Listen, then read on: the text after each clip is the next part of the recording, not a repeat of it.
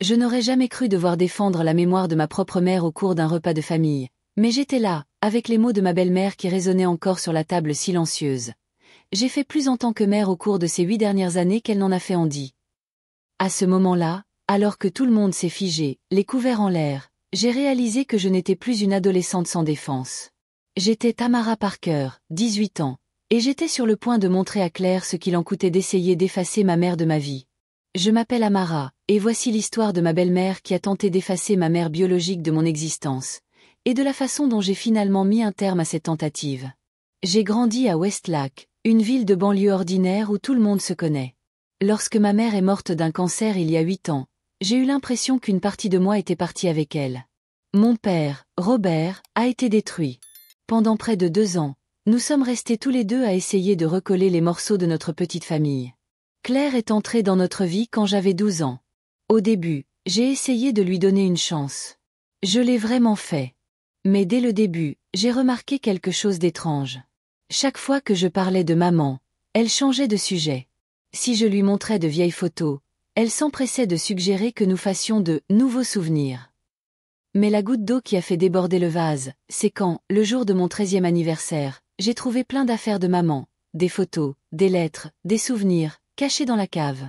Lorsque j'ai posé la question à mon père, il a eu l'air confus. « Je croyais que tu les gardais là », m'a-t-il dit.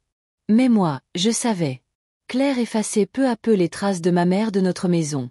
Au fil des années, j'ai gardé mes distances émotionnelles, mais je suis restée polie. Je portais tous les jours le collier de saphir que ma mère m'avait offert sur son lit d'hôpital, comme une armure contre les tentatives de Claire de devenir ma nouvelle mère. La pierre bleue, de la même couleur que les yeux de ma mère, me rappelait chaque jour son souvenir. Tout a explosé lors de ce dîner fatidique au Riverside, le restaurant le plus chic de la ville. Nous fêtions l'anniversaire de mariage des parents de Claire. Margaret, la mère de Claire, a remarqué mon collier. « Quelle belle pièce, ma chérie. Où l'as-tu trouvée ?» J'ai touché la pierre bleue, comme je le faisais toujours quand je parlais de maman. C'était celui de ma mère. Elle me l'a donné avant de mourir. Je la porte tous les jours. C'est alors que Claire décide de lâcher la bombe. Techniquement, je suis ta mère maintenant. J'ai fait plus en tant que mère au cours des 8 dernières années qu'elle n'en a fait en 10 ans. Le temps s'est arrêté. Les serveurs s'arrêtent. Même le cliquetis des couverts sur les autres tables a semblé cesser. Mon père a baissé les yeux, évitant mon regard. Les parents de Claire avaient l'air mortifiés. 8 années de frustration et de douleur me sont montées à la gorge. Mais au lieu de crier, j'ai ri. Un rire calme et contrôlé. Si tu penses qu'être mère, c'est essayer d'effacer la vraie mère, alors oui, tu as été géniale. Claire est devenue pâle, comme si elle avait vu un fantôme, peut-être le fantôme de la femme dont elle avait essayé d'effacer l'existence. Amara, intervient mon père, la voix tendue. Excuse-toi tout de suite. Je me suis levée lentement, posant ma serviette sur la table. Je ne vais pas m'excuser d'avoir défendu ma mère. J'en ai assez de faire comme si elle n'avait jamais existé pour que Claire se sente mieux. J'ai quitté le restaurant le cœur battant, mais la tête haute. Pour la première fois depuis des années, j'avais l'impression d'avoir trouvé ma voie. Ce que je n'avais pas réalisé, c'est que cette soirée ne serait que le début. Sur le chemin du retour, des messages ont commencé à arriver sur mon téléphone portable. Mon père exigeait que je revienne. Claire me disait que j'étais ingrate. Mais aussi, un message de la mère de Claire. Il faut qu'on parle. Il y a des choses que tu dois savoir sur ta belle-mère. Ce soir-là, alors que je fixais le plafond de ma chambre, j'ai pris une décision. Il était temps de mettre fin au règne de manipulation de Claire. Et j'avais le sentiment que Margaret, sa propre mère, était sur le point de devenir mon alliée la plus improbable. Si vous aussi, vous avez été confronté à quelqu'un qui tente d'effacer vos souvenirs les plus précieux, continuez à suivre et abonnez-vous à la chaîne. Car ce qui s'est passé ensuite a non seulement changé ma vie, mais a également révélé qui était vraiment Claire, et croyez-moi, personne ne s'attendait à la vérité qui allait éclater. Le matin suivant le dîner, je me suis réveillée au son de mon père qui frappait à la porte de ma chambre, sa voix mêlant inquiétude et frustration. « Amara, il faut qu'on parle de la nuit dernière. » J'ai ouvert la porte et j'ai découvert son visage fatigué. Il n'avait pas bien dormi, et moi non plus. Je sais que ce que Claire a dit est insensible, mais elle est vraiment blessée. Pourrais-tu au moins t'excuser ? J'ai pris une grande inspiration. Papa, Elle a essayé d'effacer l'existence de maman devant tout le monde. Je ne vais pas m'excuser de défendre sa mémoire.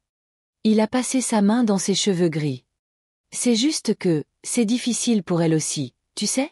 Elle a l'impression qu'elle ne sera jamais acceptée par toi. Parce qu'elle ne veut pas être ma belle-mère. Elle veut remplacer maman comme si elle n'avait jamais existé. Mon père a soupiré et est parti en marmonnant quelque chose sur le fait que je devais grandir. Lorsque la porte s'est refermée, j'ai regardé mon téléphone portable. Le message de Margaret était toujours là. J'ai répondu, on peut se voir aujourd'hui. 3 heures plus tard, j'étais assis dans un café discret à l'autre bout de la ville, le Maple Grove Café, trop nerveux pour toucher le cappuccino devant moi. Margaret est arrivée à l'heure, aussi élégante qu'au dîner, mais avec une expression déterminée que je n'avais jamais vue auparavant. Merci d'être venue, Amara, dit-elle en s'asseyant. Ce qui s'est passé hier soir, ce n'était pas la première fois que Claire faisait quelque chose comme ça. Je me suis penchée en avant. Qu'est-ce que tu veux dire? Margaret a ouvert son sac à main et en a sorti une enveloppe usée. Avant que Claire ne rencontre ton père, elle a été brièvement mariée à un homme appelé Daniel. Il était également veuf et avait une petite fille. Mon cœur s'est emballé. Et que s'est-il passé? Le même schéma. Claire a lentement commencé à effacer les souvenirs de la mère de la jeune fille. Elle a changé la décoration, perdu des photos importantes. Mais lorsqu'elle a essayé de jeter des vêtements ayant appartenu à la mère de la jeune fille, la relation s'est effondrée. Elle fait glisser l'enveloppe vers moi. À l'intérieur, il y avait de vieilles photos, des articles de journaux et même une lettre manuscrite. Daniel est venu me voir il y a quelques années, après avoir vu que Claire avait épousé son père.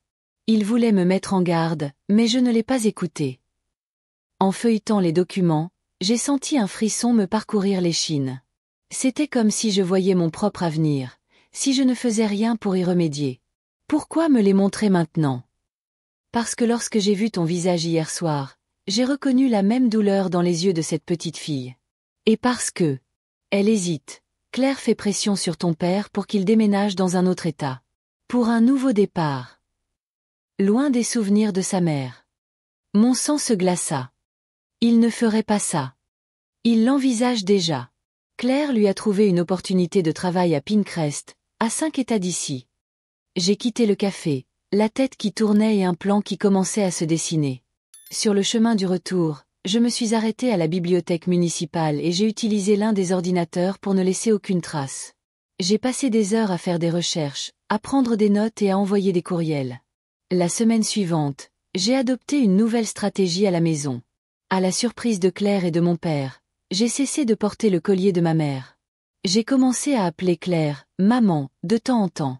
J'ai proposé de ranger ensemble le grenier, où se trouvaient les derniers cartons de ma mère. « Tu as l'air différente », commente Claire avec méfiance au cours du dîner, 3 jours plus tard. J'ai haussé les épaules. Tu avais peut-être raison. J'ai été trop attachée au passé. Mon père était radieux, Claire prudemment optimiste. Il ne savait pas que je passais mes après-midi chez Jasmine, ma meilleure amie depuis l'enfance, à créer méticuleusement des archives numériques. Je numérise des photos, des lettres, de vieilles vidéos VHS converties en numérique. Tout ce qui concerne ma mère, en sécurité et impossible à détruire. Mais ce n'était que le début. Grâce au contact de Margaret, j'ai obtenu le numéro de Daniel. Notre conversation de 2 heures m'a donné beaucoup plus de munitions que je ne le pensais. Claire a un schéma, m'a-t-il dit. Elle a besoin d'être au centre de la vie. Elle a besoin d'être au centre de l'attention, même si cela implique d'effacer les autres. Dans ma chambre, j'ai créé une fresque cachée derrière le poster géant accroché au mur. Chaque pièce du puzzle Claire s'assemblait. Les dates auxquelles les objets de ma mère ont commencé à disparaître. Des transcriptions de conversations où Claire diminuait subtilement l'importance de ma mère. Les photos des objets cachés dans la cave. Et puis, la cerise sur le gâteau, le courriel que j'ai reçu d'un agent immobilier de Pinecrest, répondant à une demande de Claire, et non de mon père, concernant des maisons disponibles. La date indiquée sur le courriel était celle d'il y a 3 mois. Pendant ce temps, à la maison, j'étais l'adolescente modèle. J'aidais à la cuisine, je parlais de l'avenir, je laissais Claire m'emmener acheter de nouveaux vêtements. Je suis si heureuse que nous nous rapprochions, disait-elle, son sourire n'atteignant jamais ses yeux. L'occasion idéale s'est présentée lorsque Claire a annoncé que ses parents venaient déjeuner dimanche. Pour fêter notre nouveau départ en tant que famille, dit-elle. Mon père a pris un air hésitant. Amara, nous devons parler d'un éventuel déménagement. Bien sûr, papa. Nous pouvons en discuter au cours du déjeuner, n'est-ce pas? En présence de tout le monde? Claire échange un regard rapide avec mon père, mais accepte avec un sourire forcé. Le plan était en marche. Jasmine a aidé pour les aspects techniques. Margaret a fourni des informations cruciales sur le passé de Claire. Et Daniel m'envoya quelque chose qui serait le catalyseur final, le journal de sa fille, détaillant comment Claire avait lentement manipulé son père contre la mémoire de sa mère. Alors que je préparais le dessert pour le grand déjeuner, mon téléphone a vibré. C'était un message de Margaret. Es-tu sûre de vouloir aller jusqu'au bout?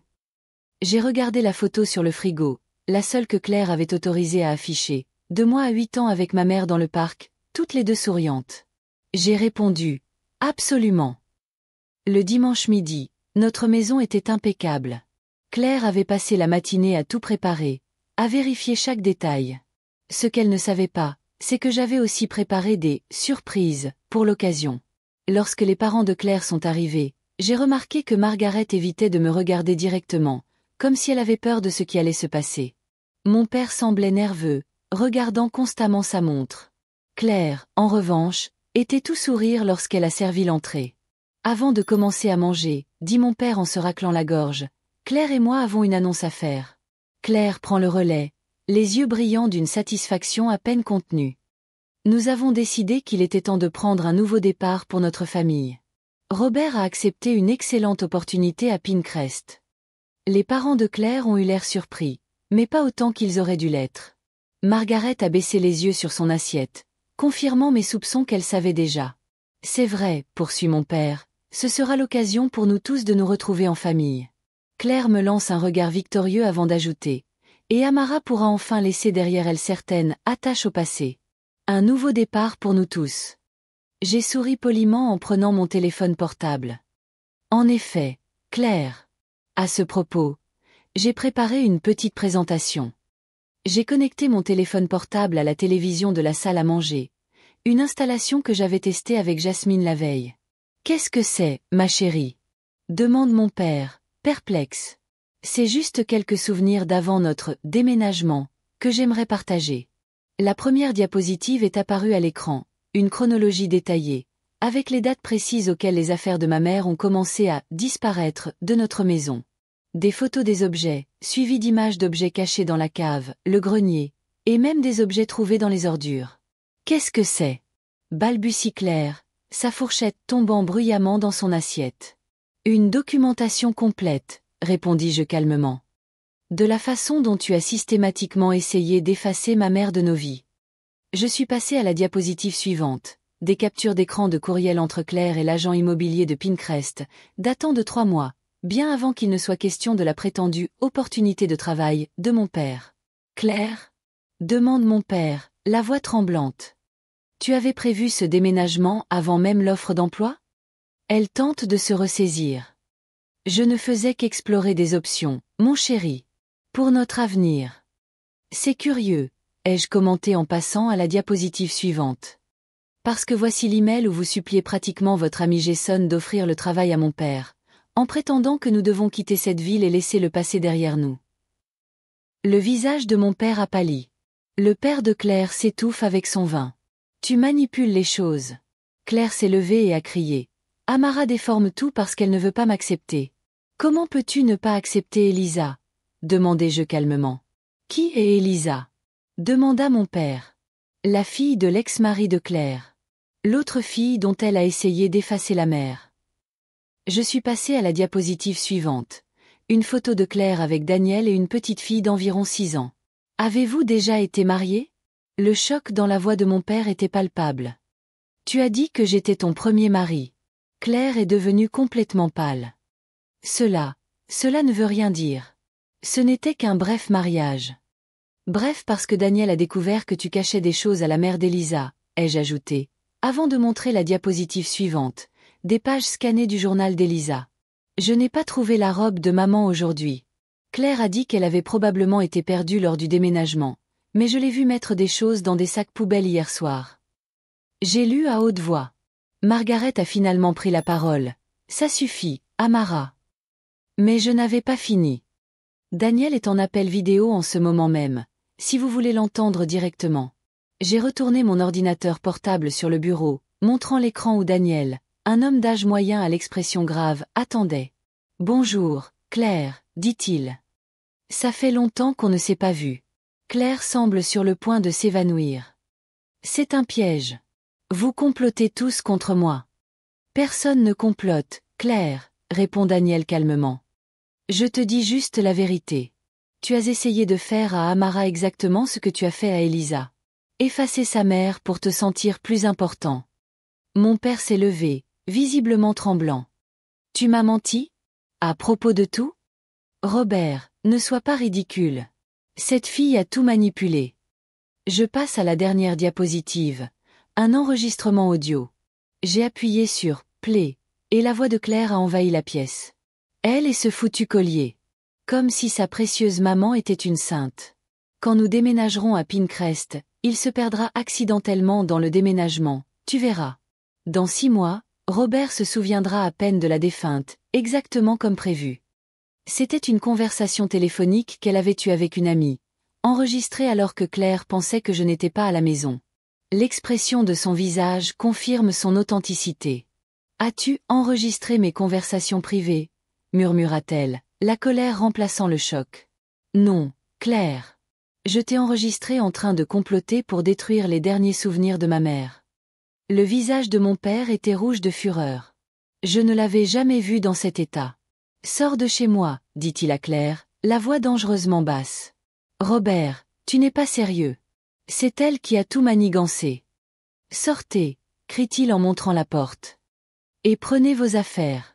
C'est fini. » Claire regarde autour de la table, à la recherche d'un allié, mais ne trouve que des expressions de choc et de déception, même de la part de ses propres parents. « Ce n'est pas fini, menace-t-elle en ramassant son sac.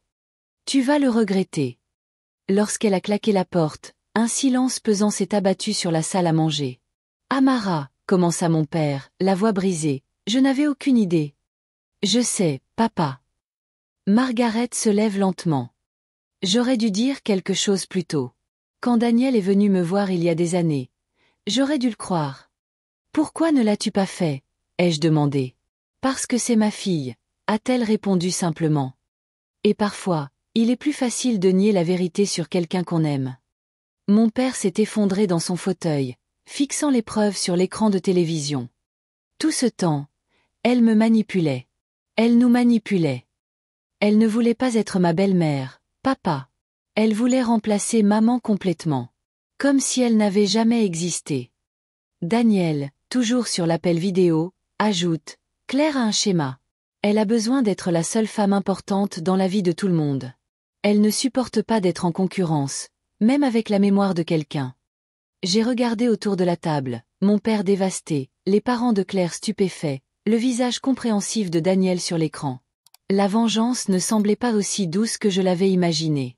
En fait, elle était amère, mais nécessaire. Je me suis levée calmement, j'ai sorti le collier de ma mère de ma poche et je l'ai mis. Je pense que nous avons tous besoin d'un moment pour digérer tout ça. À cet instant, j'ai senti un poids énorme se détacher de mes épaules. Claire avait enfin été révélée pour ce qu'elle était vraiment, et pas seulement à moi, mais à tous ceux qu'elle avait trompés. La vérité, après tout, était la plus puissante des vengeances. Les jours suivants ont été intenses. Claire est revenue avec un camion pendant notre absence, emportant ses affaires sous la surveillance de la police. Elle a essayé de prendre certains des bijoux de ma mère, mais on l'en a empêché. Margaret m'a appelé pour s'excuser. Claire a toujours eu des problèmes. Depuis qu'elle est enfant, elle a besoin d'être le centre d'attention, de remplacer n'importe quelle figure féminine. Nous avons ignoré les signes, pensant qu'elle s'en remettrait. « Pourquoi as-tu décidé de m'aider ?» ai-je demandé. Parce qu'Elisa a coupé les ponts avec Claire quand elle a grandi. Et ensuite Claire l'a simplement remplacée par toi. Je ne pouvais pas laisser cela se reproduire. J'ai reçu un message d'Elisa, qui a maintenant 26 ans. Nous avons pris un café et c'était comme regarder dans mon futur possible. Claire a essayé de me faire oublier ma mère, explique Elisa. Quand elle n'y est pas parvenue, elle a convaincu mon père que j'avais besoin d'une aide professionnelle pour surmonter mon attachement malsain. Que s'est-il passé? Un psychologue s'est rendu compte du stratagème et a alerté mon père. C'est là que tout s'est écroulé. À la maison, mon père était dans sa propre démarche. Un soir, il m'a trouvé en train de feuilleter de vieux albums. Je peux m'inscrire? Demande-t-il timidement. Je pensais que je faisais ce qu'il y avait de mieux, avoue-t-il. Claire savait sur quel bouton appuyer. Elle m'a convaincu que conserver des souvenirs t'empêchait d'aller de l'avant. Tu y as cru.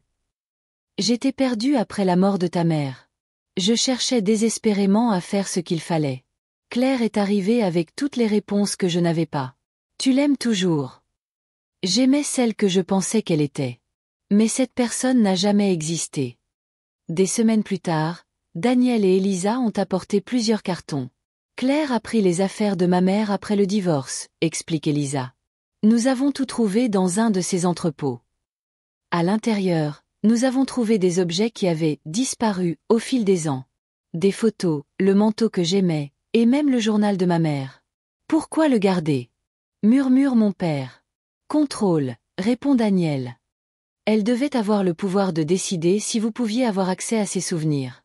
Nous avons organisé une exposition commémorative dans la bibliothèque municipale. Des dizaines de personnes sont venues, apportant leurs propres histoires sur elle. Votre mère m'a aidé quand personne d'autre ne voulait le faire, a déclaré une femme âgée. Elle passait chaque semaine pour vérifier si j'avais besoin de quelque chose après mon opération. Chaque histoire a permis de brosser un tableau plus complet, non seulement de ma mère, mais aussi d'une personne aimée par beaucoup. Une image que Claire n'a jamais pu effacer. Des mois plus tard, Claire a tenté de nous poursuivre en justice pour diffamation. Son avocat a abandonné lorsque nous avons présenté les preuves. Nous avons appris qu'elle avait déménagé dans un autre état et qu'elle sortait avec un autre veuf. Mon père et moi avons reconstruit notre maison. Les photos de maman étaient de retour sur les murs, avec de nouvelles photos. Ce n'était pas un sanctuaire figé ou un endroit où elle avait été effacée. C'était une maison où elle faisait toujours partie de notre histoire. J'ai été acceptée dans l'université où ma mère avait étudié. En faisant ma valise, j'ai trouvé une lettre d'elle. Ma chère Amara, commençait-elle, où que la vie t'emmène, sache qu'une partie de moi sera toujours avec toi. Non pas comme un fardeau pour le passé, mais comme une lumière qui guide votre chemin vers l'avenir. J'ai compris que la vraie victoire n'était pas d'exposer Claire.